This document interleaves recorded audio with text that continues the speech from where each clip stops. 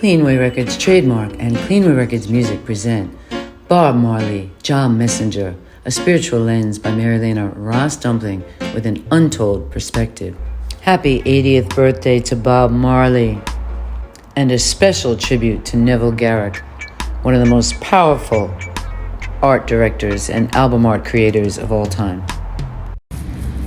Don't worry about a thing, 'cause every little thing is gonna be alright.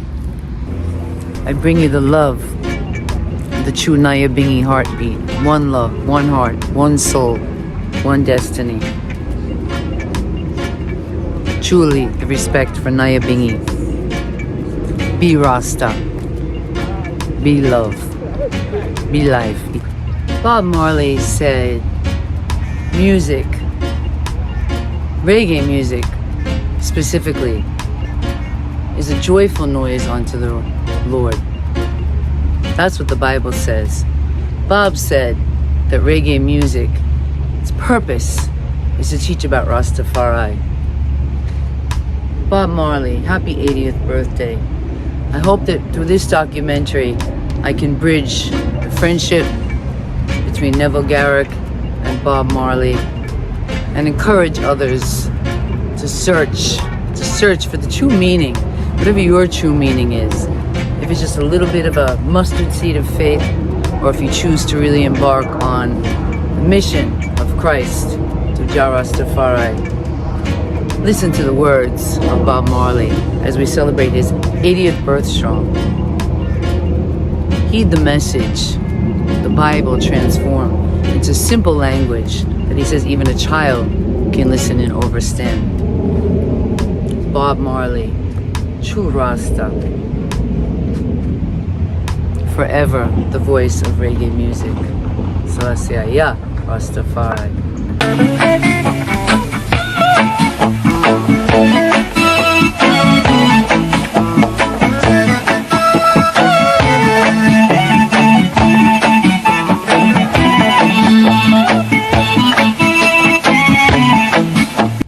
Don't worry about a thing, 'cause every little thing is gonna be alright. Rise up this morning, smiled at the rising sun. 3 little birds each on my doorstep, singing sweet songs of melodies pure and true. This is my message to you. Reggae album. The nominees are Collie Buddz, Vibes Cartel, Shensia, various artists, The Wailers,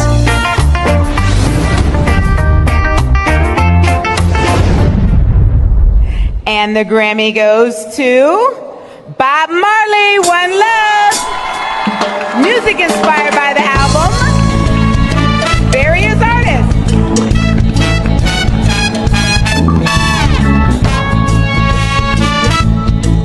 Congratulations to Bob Marley and the Marley Foundation on the Grammys 2025 Best Reggae Album, One Love.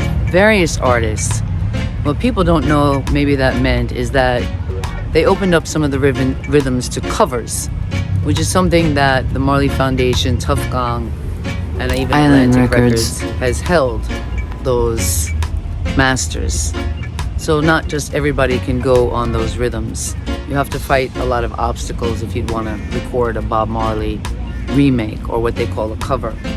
Yet almost every club right here in South Florida is playing Bob Marley every day, every moment, and they're bringing artists from around the globe that are coming on stage and singing Bob Marley, but they're not voicing and recording.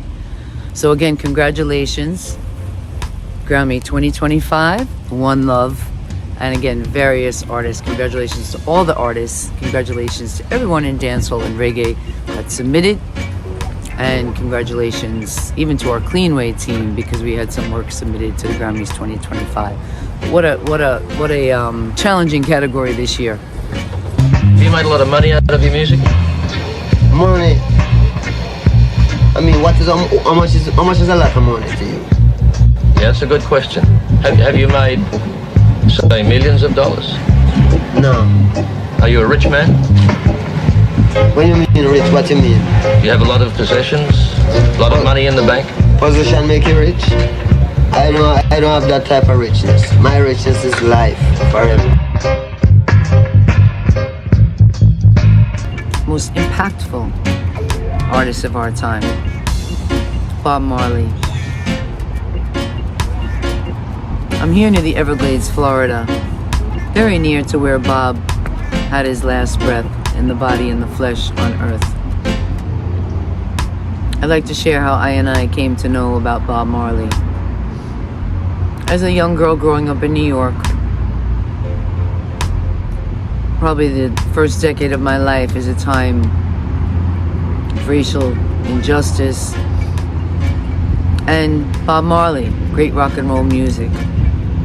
They say that Bob was influenced not only by reggae and ska and the early instrumentals of Jamaica, but Bob was also experienced in America. And when he came to America, that's when he really saw racism and he saw more and more injustice. And seeing that racial inequity really fueled passion. Some say in anger, but his best friend Neville said Bob wasn't angry. Bob just had a message and he was passionate about his message. But Bob loved people. Bob loved music. Bob was meticulous about his work. Bob was a perfectionist. And I think Bob was very classy. Every interview I saw him in, Bob was insulted. And he knew how to respond, he knew what to say, and he always kept it to job.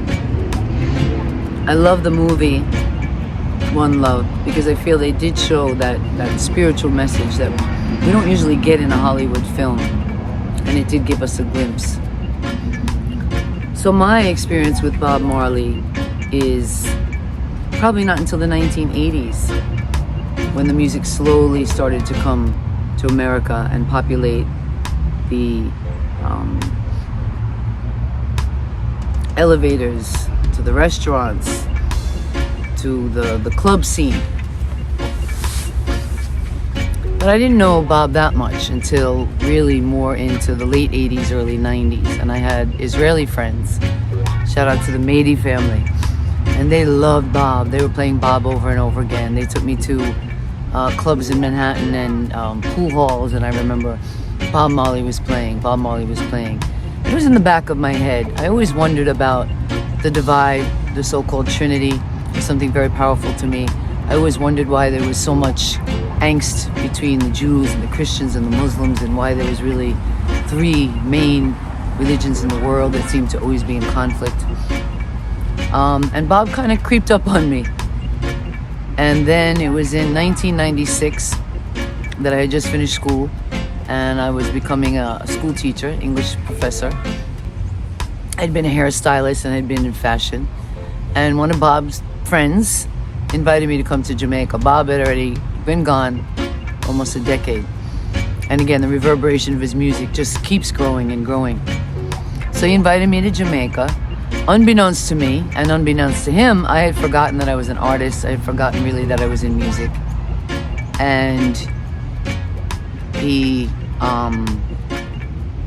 brought me to stay at someone's house in Kingston. And the name of that person was Neville Garrick. And I got to stay in Neville Garrick's house in Kingston, probably an apartment that Bob had been to. Neville had that place when he was young. I think it was near the stadium, near Maypen Cemetery. And they actually locked me in the house one day to go get something for the Jeep, and I was like, what? But I was locked up with the original Tough Gong with great herb, and Neville slept in a hammock and gave us the bed. Neville was a beautiful and lovely man, a real true Rasta soul. When I see videos of him, I say, wow, boy, Neville was so handsome. Neville Garrick was really, really handsome. Rest in peace. And he and Bob were football friends, soccer football friends. And again, I got to listen to Tough Gong. It got into me a little bit more.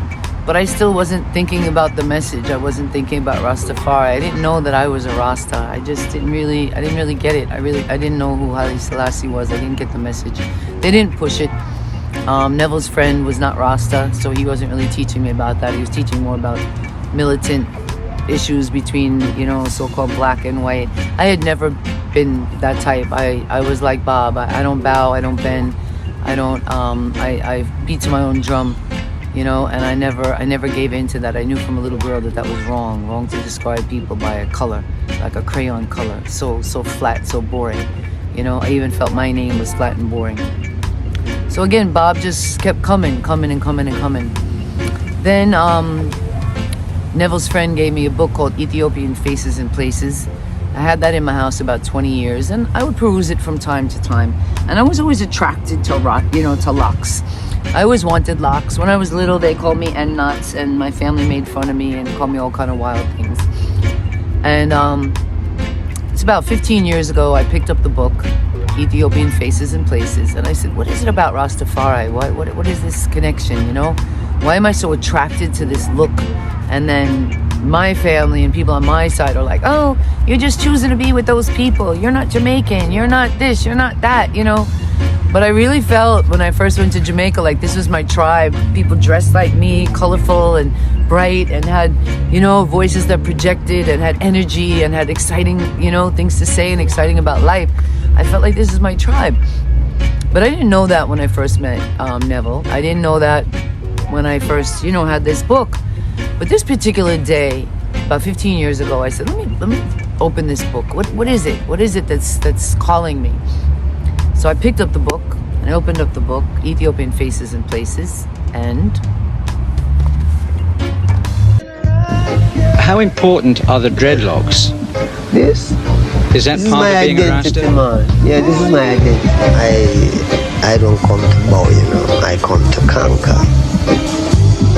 I don't come to bow, I come to conquer. so there's Morgan Heritage that said, you don't have to dread to be Rasta. This is not a dreadlocks thing. However, Bob Marley said, if you are going to live on this earth and you want to be free and you want to do reggae, then this is the image, the dreadlocks image.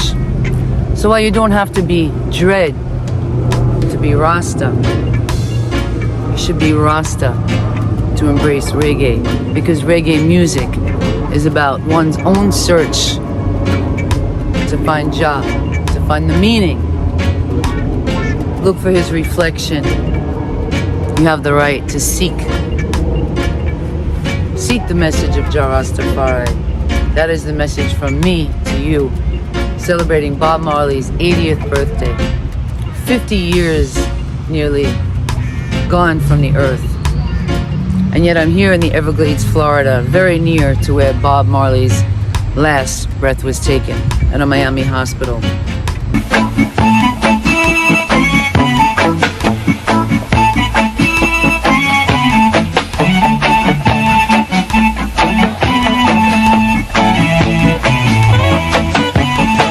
This morning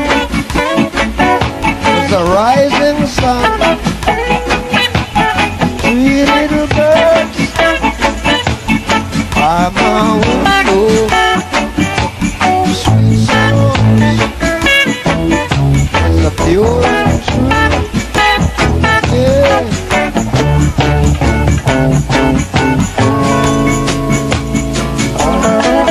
Black man always viewing black in a cultural way, searching for the true way. Like when I was here, I was in the Black Panther Party. I was marching up and down with Angela Davis. I was here during a time when Black Americans was really dealing with something. Their voices were being heard. Like it kind of changed now. So at that time, like you had to be militant to survive. You never hear much talk about human rights. It was a struggle. Well, the struggle is still on. There's no real change being made. So coming here, right? I find Rasta fully when I really leave here and return home. After checking out Babylon and really seeing what the university and the world have to offer. When I return home and I come here and check them. God is the best answer than materialism. So I choose God made. But it's a in-man concept, Rasta. You find Rasta through searching for the truth. Just one truth. So I picked up the book, Ethiopian Faces and Places. Again, a beautiful, beautiful book. I since lost it. We went through some mold in the house, and I want to get the book back again, but it almost doesn't mean the same since Neville's gone and wasn't able to sign it. So I picked up the book this day, and I just said, Ja, send me a sign, send me a message. And I opened the book, and as I opened the book, the page that I opened to was the First Catholic Church, Addis Ababa, Ethiopia. I believe it was 15 or 18, no, 15 something, I forget. But there were dates that definitely lined up to some things in my family. And it was the Church of St. Marianne. And I knew then I was born a Rasta. And when I hear Bob Marley talk about his experience with Rastafari and the individual growth, and maybe he didn't talk about self-love as a man because he had to be a tough Jamaican.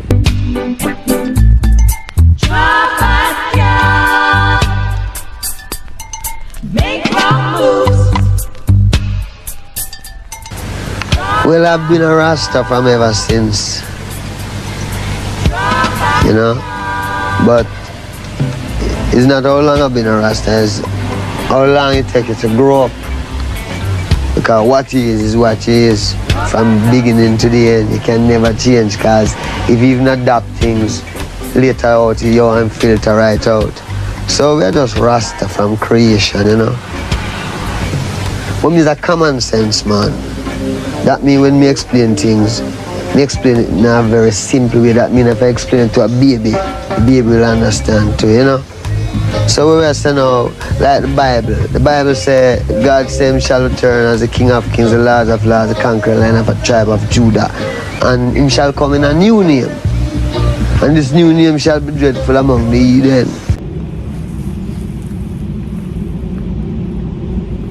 And the true divine love of Rastafari, again as Neville says, do more to receive less.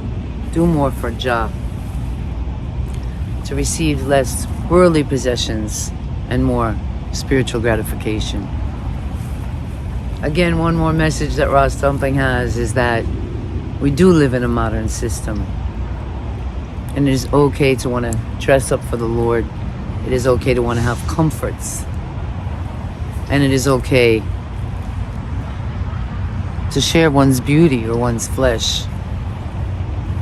Because modesty, I believe, is of the mind.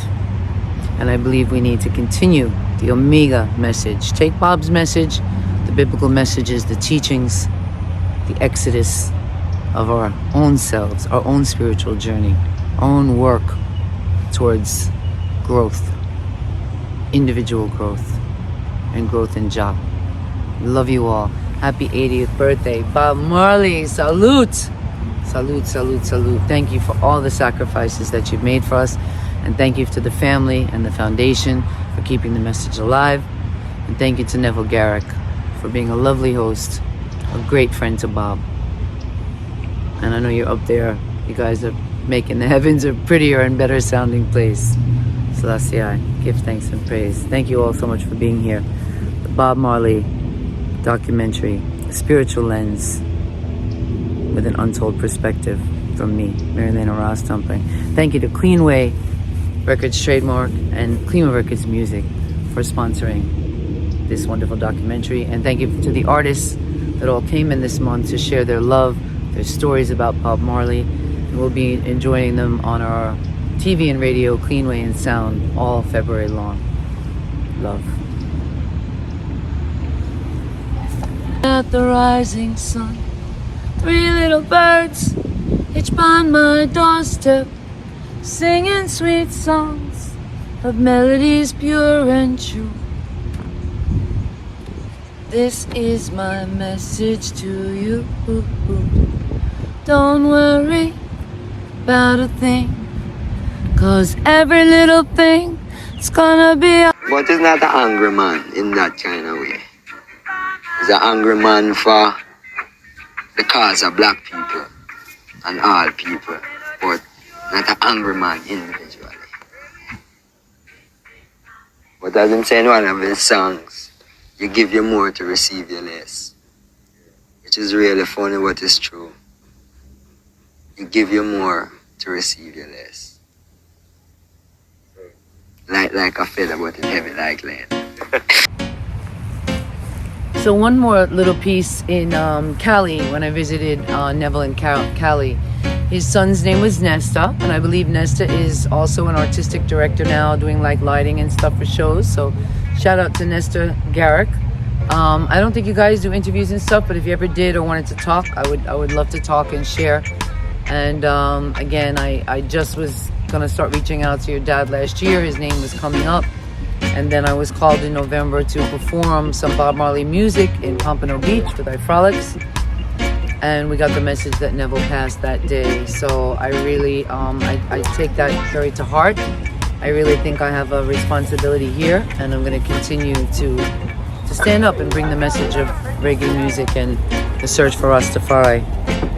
Bob said musicians know what it is. They know that it's a spiritual search if you choose to do reggae music. And Bob said, as much as musicians know what it is to do it, they can't do it. Keep searching, all musicians. Keep searching. Ya Rastafari, Ya Rastafari, Ya Rastafari. Ask plenty musicians. Them know it, but them can't do it. So people still searching for this truth here, which this reggae music can now bring across to them. And the only purpose it serves is to tell the people about Rastafari.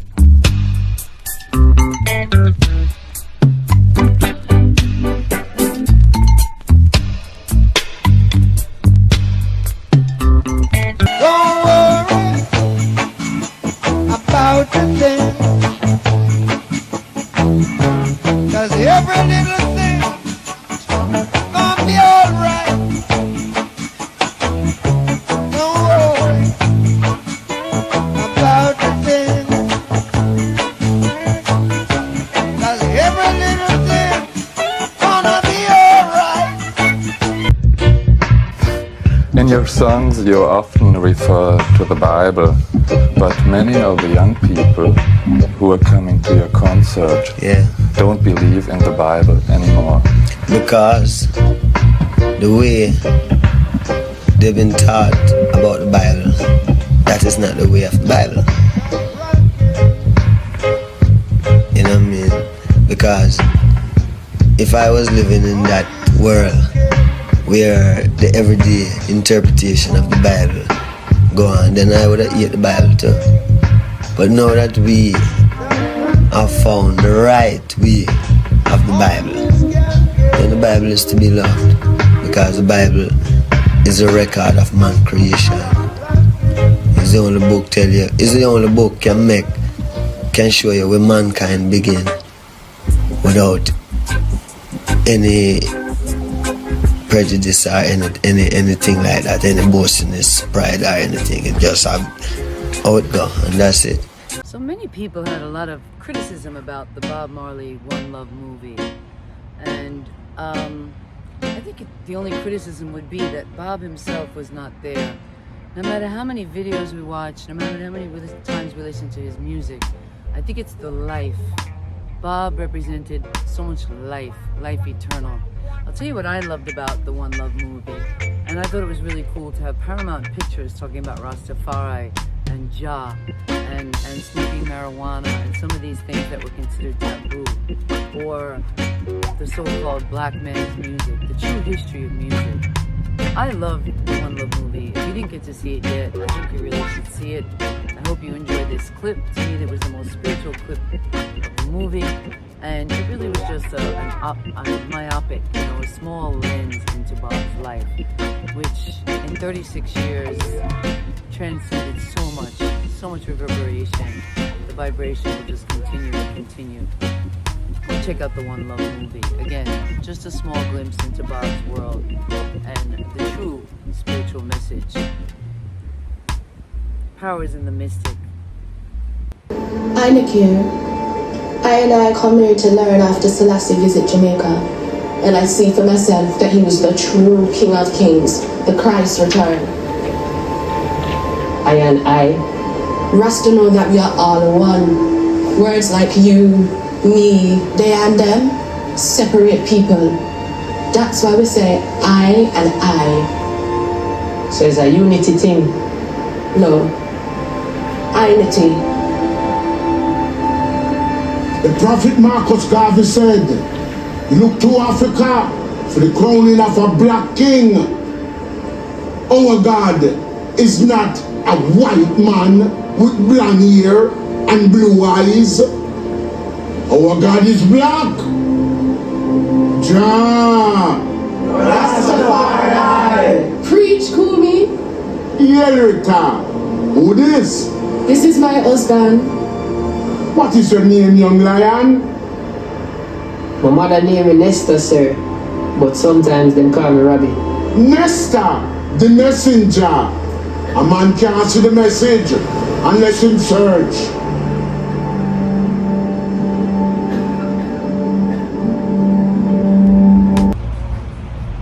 Bob Marley said that although we were born Rasta, we need to grow. We need to search. We need to grow in our own journey towards the truth, towards understanding, towards our interpretation of the Bible, towards what I would say, RasDumpling, the deconstructing of the mental slavery. Free yourselves from mental slavery. None but ourselves can free our mind. Have no fear in atomic energy. None of us can stop at the time. They say it's just a part of it. We have to fulfill the book. The book is a big part. The Bible was a huge part of Bob's message. People take Rastafari as militancy, but Rastafari is the true Christianity, the militancy in Christianity. When Marcus Garvey said, look to the east, for a black king will be crowned, that was just a small part of the message.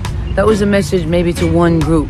But Bob's message is a group to all, of one love, of one heart, of one soul, of one destiny. When Neville Garrick talks about the Nyabingi is the heart. It comes from the heart, the heartbeat. That is the rhythm of the Nyabingi drum, which is the root of reggae music. The true grail, roots and culture. Salute to Bob Marley. Listen to his music and continue to evolve in his message. Continue to love one another and continue to strive for perfection and for class and for the full message in everything you do. Everything we do. Rise up this morning was a rising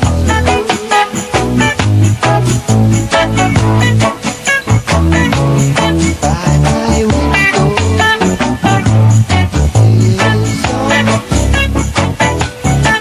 Let's go back to where this all kind of started in February when Bob, after meeting with the peace committee leaders in England, committed to come back to do the One Love / Peace concert in the following April of this month. But what was amazing is that we kind of heard, members of the group, Family Man, Tyrone, all of us, because Bob was basically alone in England, not with a group, that he might be coming for the show, so we were all anxious, and eventually we got the word, Bob is coming. So I think it was Family Man, myself, Carly had this whitish cream Mercedes-Benz, said, well, we're going to go pick up the skipper. So we knew the time and everything. When we got to the airport, I wouldn't say it was similar to His Majesty's welcome, which was the greatest ever in Jamaica on the 21st of April 1966. But the tarmac was overwhelmed, everybody rushing.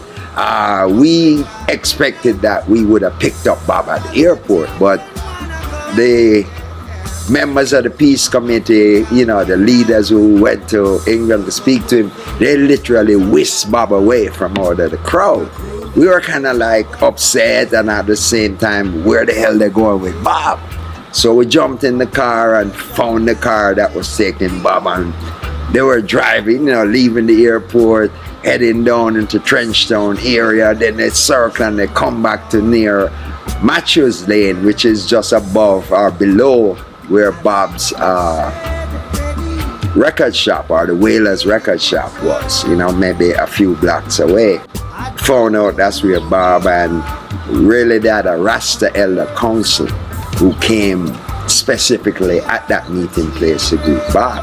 So okay, stood there, and Naya Bingi, it was like almost similar like welcoming His Majesty. Naya Bingi, drums was playing, man was chanting, and in the middle of it, there was this great earthquake in Jamaica. When I say great, we don't have, besides the major ones we had in the 17th century. It was maybe a 3.4 or 4, but we felt it, and I think the whole community there took it as a sign that Jah was speaking. We have Bob here with us now. So that was very, significant to me at the time of, how everyone viewed that. In fact, the bingy got louder, the fire got higher, and, everyone was in two spirit. I'm here again in Everglades, Florida, also to salute Neville Garrick, Bob's best friend, part of the team, the art director, one of the most powerful art directors in the world, most famous for the Exodus cover and others. He lost his life last November. He said Bob was not angry, but Bob knew that the message had to come to I. Bob and Neville both experienced the racism of the United States after experiencing Haile Selassie's visit in 1965 to Jamaica. Neville Garrick studied in college, studied with top professors, art, different subjects. He said Bob was the most intellectual, brilliant man he had ever met. Bob had a common sense, a brilliance about everything he touched. Bob had a love of Jah that was real and divine and innocent. And because of that love, and because he knew that it was a joyful noise unto the Lord, I believe he was a perfectionist in his music, a perfectionist in his professionalism. And while people might criticize and say he wasn't the best singer, he wasn't the best this, and he wasn't the best that, and he shouldn't be still getting Grammys and Marley this and Marley that, I believe that you can't fake the faith that Bob had. You can't fake an interpretation to the Bible. You can't fake your own relationship with Jah. And you can't fake being a prophet. I believe Bob Marley was a true spiritual messenger. And I love the message that he gave us. I didn't know Bob when he was around, but I think we'll all know Bob forever. Selassie, yeah. Rastafari. It's all about that reggae music. That is my home. My home is not a material home out somewhere out there.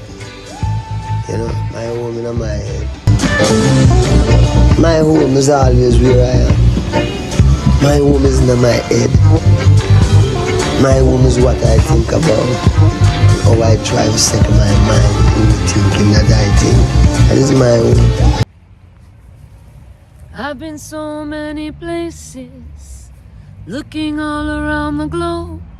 I see the struggle in our faces. So right now I just want to lift up the world.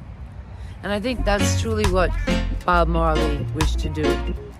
Bob Marley, on your 80th birthday, I say, Selassie, Ya Rastafari. May the message, may the life of Bob Marley last eternally for I ever and I ever. And as Neville Garrick said, faith is something so light like a feather, but heavy like lead. And it is up to us to make the search within us, to find Jah within us, to bring Jah into the music, to bring Jah into everything that we do. Militancy that came from Rastafari, the passion for the true word of the Bible and the true history. And Rastafari revelation time.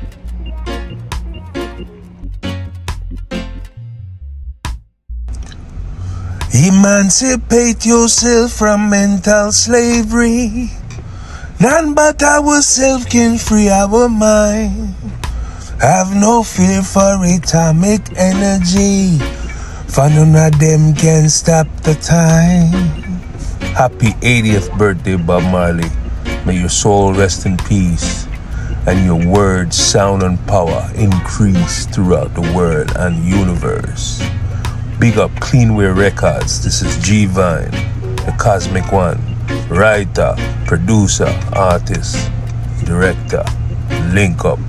Blessings. You know, it's the Empress, a Queen Vernacular. Represented for Bob Marley, of course. Reggae Month, Black History Month. A legend. Legend of the century, legend of the millennium for reggae. One and only Bob Marley. And hi, Vernaculars get the privilege to share the same birthday. So you know, I'm the woman farm. Just check it now, never wreck it. Real mama. Chant with chant and burn down Babylon. Belly full but me hungry. A hungry man is a hungry man. Pot a cook but the youth not enough. We gonna dance, yeah. One love. What about the one heart? One heart. Let's get together and feel alright. Yeah man, peace and love to the world. Tomorrow is Bob Marley Day, February the 6th. Also Vernaculars. Yeah man, represent. For any stage show, any session, any soul, any music where I string up, I represent Bob Marley. Represent too. Unity is strength, separation is the road to destruction. Bless up Cleanware Records, CMA. I'm out. You don't know it's your girl Mad Links here, and I just want to say happy 80th birthday to Bob Marley. Without you, reggae music wouldn't strive so long or so strong. And big up Cleanway Records, you don't know how it go. We're there, oh. Never gonna see me fall. I wear my back against the wall. Stay solid, youth, stand up tall. When them have your name, I call. Rest in the face, hear the voice. No, I want to get a president. You know me, big up, legendary, king of reggae, heavenly birthday. You saw me, I said, the great Bob Marley. You saw me, I said, I don't know really get a president. I represent this. You saw me, I said, it's 80 birthday. You get what I say, in real life. Some people, if remember this day, it's the king of reggae. I don't know, big shout out to Cleanware Records. You get what I say, you don't know the code already. They're never gonna see you fall. Big up the king, Bob Marley. That is it. What? I may say your friends to the face of the voice now inside the gutter. And I just want to wish the legendary Bob Marley a happy, blessed, 80, heavenly strong. You know what I mean? And regardless of what people want to think, Bob Marley name will live forever. You know what I mean? And I say, yo, Bob, just know we appreciate the greatness that you do for reggae music, you see it? And we will always be and forever be grateful, you know what I mean? And I say, yo, Cleanware Records. They got that talk, you know? I mean, I sing a little piece to the females them saying, oh God, no. Ladies, all when you're ready, say you love to come, you always steady on time. You know my bedroom, a Babylon. Oh, champagne or wine. You know, if you don't need to go like them, I love it, how you firm and fit. You make me fall in love, I wonder if you know this. 1 minute, my conscience, I can't even work, cause I give me this. That is it. Brother, blessings. So Rastafari and reggae music is definitely about spirituality. It's definitely about Rastafari, but it's also about perfection, realism, truism, and again, self-love. Reggae to me is like inverted classical music where every note is so precise and so sharp. Reggae is open and loving, but just as precise. Gotta love reggae music, it's a wonderful thing. So let me tell you about how I met Bob Marley's best friend, Neville Garrick. Again, rest in peace, we just lost Neville. So Neville was the art director Neville knew Bob on the football field. They played ball together, and they were definitely respectful friends of each other. I met Neville, as I said, my first trip to Jamaica in 1996. Reggae music was still playing in all the taxi cabs, and it was still a really powerful message. It was just maybe a year or two later that I came back to Jamaica and I heard so much more hip-hop on the street, and I was like, no, what are you doing? Reggae music, reggae music. So I am really a fighter for reggae music. You get picked on if you're outside of Jamaica and you do reggae. You get picked on if they don't think you look a certain way and you do reggae. But if Bob was here, Bob would tell all of you, just do your own search. Stop worrying about somebody else's message. Our message is our message. So again, the first time I met Neville is in Kingston, Jamaica, at his apartment. Probably was his, teen apartment. I'm sure Bob was there. I was able to listen to the original Tough Gong.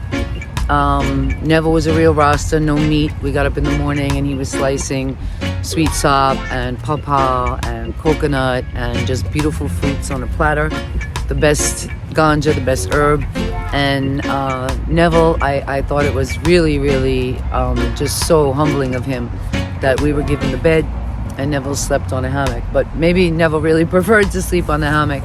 It was a lovely little place, and I had forgotten I was a musician, and just at one time they left me in the home, and I kind of was freaking out because they had to lock me in because of where the house, the apartment was. It's near a stadium, and I think near Maypen Cemetery. So that was my first time in Kingston. They told me it was a dangerous area. They locked me in the house, and I probably would have been freaking out, but except with that really high grade ganja, the kiki, thank you Neville, the fresh fruits, and then the original Tough Gong. Like, how can you go wrong? I wish I knew that God was going to touch me with this mission, because I would have asked Neville a lot. I would have gotten Neville on my Clean Way and Sound show. I would have gotten Neville to sign the Ethiopian Faces and Places. So, love, Neville, thank you so much for inviting me, making me feel welcome in your home, treating me with such respect, teaching me about Bob. You definitely shared some stories, but that wasn't the focus. And then I returned actually to Neville's home, but the next time was actually in California. Neville Garrick was living in California, and I don't know if he was working for Paramount, but I know he was working on the movie, the Bob Marley movie. He was working on the screenplay. He was actually working on that for a long time, and we thought from then it was going to go out. That was 20-something years ago. And I kept waiting, and when I touched to Neville's friends and I said, what's going on? He said, oh, Rita.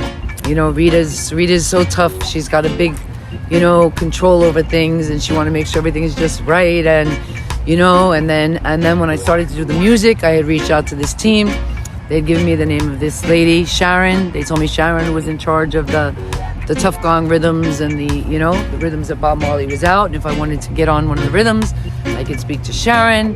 But I knew there was going to be, some uphill climb. And I respect that. I think that's great. So salute to Rita. Salute to the family. They were the ones who really judged in how to do this One Love movie. And for me, it's just such a personal time, because I'm also here to fight the story, the teachings of His Majesty through reggae music, and I think that music should be an exploration. And I have a lot of artists that come to my label, and I'm always pushing them, encouraging them to go further in their faith, in themselves, in the self-love. And I really think that that's the message. That's what I'm picking up from Bob, and that's the torch that I want to hold right now, the female message in reggae. I think that the Omega, we have Queen Omega from Trinidad, shout out Queen Omega, but the true combined Omega message needs a little more help. We need to come out a little bit more in reggae music. It's reggae music.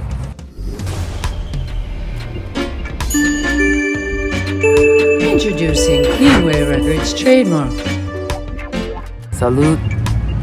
And this is definitely dedicated to Bob Marley, his family, the memory, the mystery, power that will go on and on forever and ever, and Neville Garrick, powerful covers and artistic direction and friendship that you provided to Bob. Neville Garrick, rest in peace. Bob Marley, rest in peace, and happy 80th birthday.